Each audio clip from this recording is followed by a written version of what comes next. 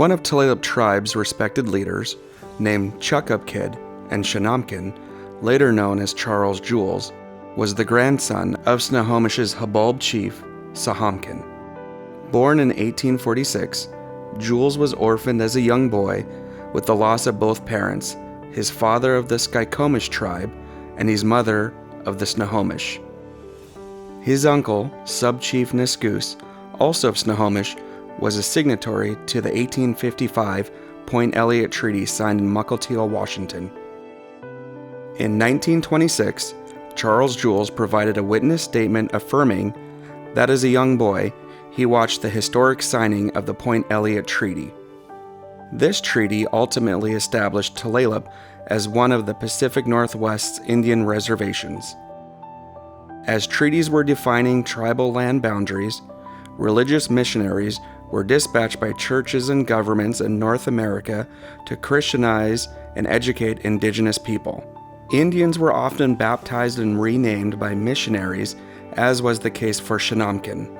The Oblates of Mary Immaculate from Olympia, Washington, baptized and renamed him Charles Jules after a French saint. Jules was one of the first young native boys to see Father Eugene Charus, a Catholic priest originally from France, arrive at Tulalip.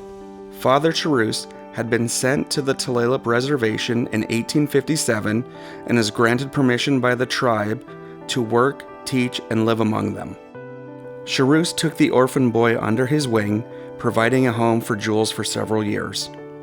When Father Charus established Tulalip's church and mission school, Jules was one of his first students to receive formal education. As Jules became a young man, Father Charus gifted him an orchard and continued helping him learn to make his way. The guidance paid off long after Father Charus was reassigned to British Columbia, as Charles Jules would become successful in several trades during his lifetime. Jules ran a general store, learned to log the heavily forested region with oxen, raised livestock, and became a farmer of hops, fruits, and other crops on his land that he cleared, cultivated, homesteaded, and leased. Jules realized his achievements were strengthened by the early mentorship of Father Charus and was grateful to have a family portrait taken with him during Charus's last years. The family life of Charles Jules included two marriages, the first to Philomena Sesais from 1866 through her death in 1896. This union brought 13 children. Jules' second marriage was to widowed Margaret Toos, and they had 2 children. As many illnesses and hardships plagued reservation tribal life, only one of Jules' 15 children survived him, daughter Agnes Jules James. Leadership roles would be taken on by Charles Jules, as he helped contribute to his tribe's evolving world in becoming tribal chief, both through his bloodline and by U.S. government appointment as chief of the Snohomish in 1905. Jules served as Tulalip's Farmers Union president, enjoyed supporting and competing in annual Tulalip Indian fairs, and served several years as a judge on the Tulalip's Indian court. During World War I, Jules conveyed his perspective regarding whether Indians should serve. Jules compared the history of how tribes used to conquer each other, and whoever won would enslave members of the losing tribe, particularly wives and sisters. Jules felt the attempt of Germans taking over the world was of similar risk to independent life and encouraged Indians to join and fight for their country. Several Indians from Tulalip enlisted and served in World War I, including Alphonsus Bob and Elson James, who gave their lives. In 1918, Hermann Haberlin, a German-American anthropologist, researched spiritual healing rituals practiced by Puget Sound Indian tribes. Charles Jules is one of the Coast Salish people Haberlin consulted as he recorded accounts of how natives held journeys, sometimes referred to as the spirit canoe or soul recovery ceremony, to retrieve the healthy soul that had been taken from the sick or the dying. Jules described the spiritual journey as taking 2 nights, seaward to land of the dead facing north, and south on the way back. Jules explained the objective was to take back the arrested soul of the sick and restore healing through ritual song.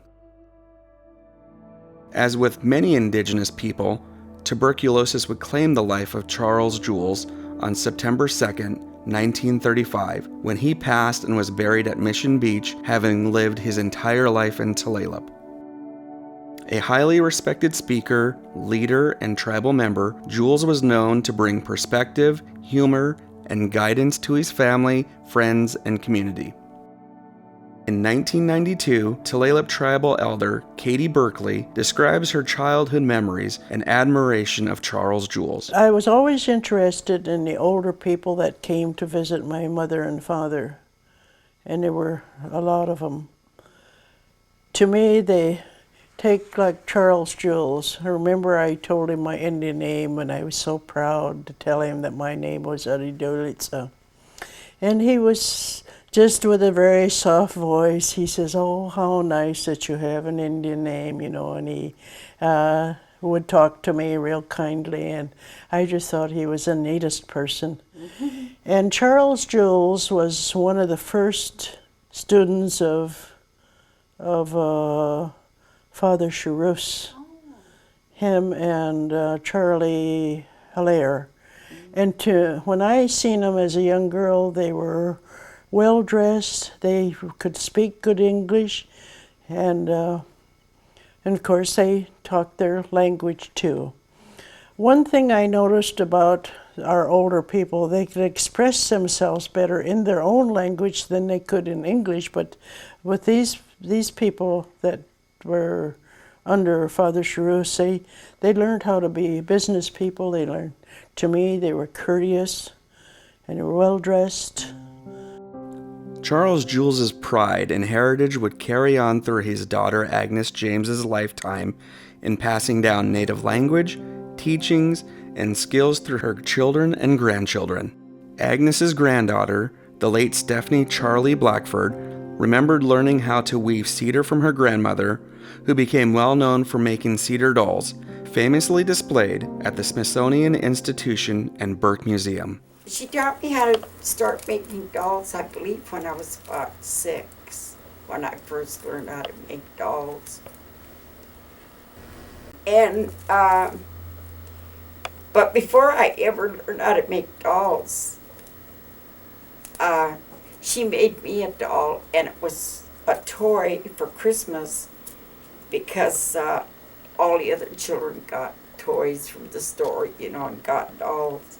Well, my doll was an Indian doll, and she made it at home.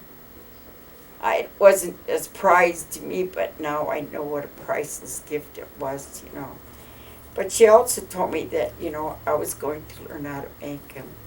And she taught me at a young age how to weave. When I was little, I think I made my first basket at 6.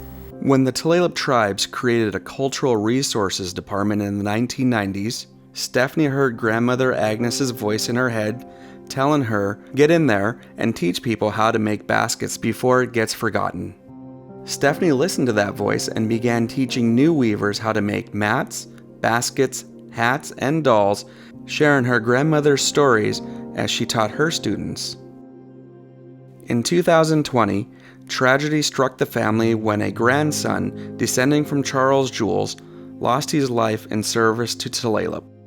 Charlie Joe Cortez was a Fish and Wildlife Search and Rescue Officer for the Tulalip Police. Cortez was lost at sea in the line of duty when his patrol boat capsized during extreme gale weather conditions. He was memorialized in August 2021 by parents Paula and Alan Cortez, family, friends, and tribal community. Sandra Grenier, widow of Richard Grenier, who is also a descendant of Charles Jules, currently lives on the original Jules property along Quilceda Creek. Sandra shared how family members came together to have a beautiful gravestone made and erected at Mission Beach Cemetery in tribute and remembrance of Charles Jules. Richard and I have started going down to Charlie Jules's gravesite every Memorial Day. We'd go down there and we'd plant a flower on his gravesite, and the family, there was other Jules there. We always felt that we needed to do a headstone. It just had a small plaque on there that said Charlie Jules and Chief. Richard reached out to his sisters, Esther and Stephanie, and they talked about it through the years, but financially, we struggled, and we just didn't have the means at the time to do a headstone. And but it was always in the back of our minds, and in his sister Esther and Stephanie. And so as the years passed, and I lost my husband, and then Stephanie passed away, and Esther passed away, it seemed like that that was something that was weighing on me. And I talked with Carolyn Moses, that's my niece, and that's we thought maybe we could start thinking about doing it, but then other issues came up, and it was put on the back burner again. Then when we lost Carolyn, it was like I felt like I was the only one left that knew that the family wanted to have this done. And on Richard's anniversary of his passing, July 1st, I decided I would reach out to Craig Grenier Moses, who is my nephew, is Carolyn's son, and just to put it out there about what my husband and his aunt and mom wanted to do, and that if we could just start talking about it. I said, because I'm not getting any younger, and at least I would like to see if we can start the process.